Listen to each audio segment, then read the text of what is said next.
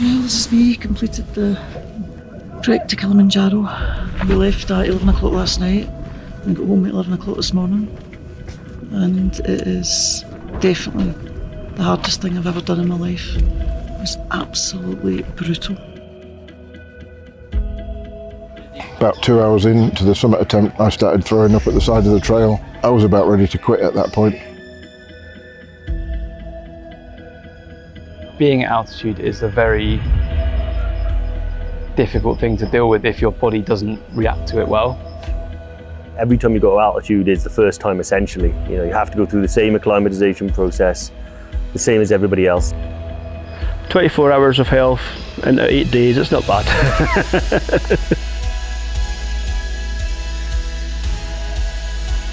When I go on these little adventures, I get a little bit more personal pride of having achieved something that I feel a lot better about myself when I go back.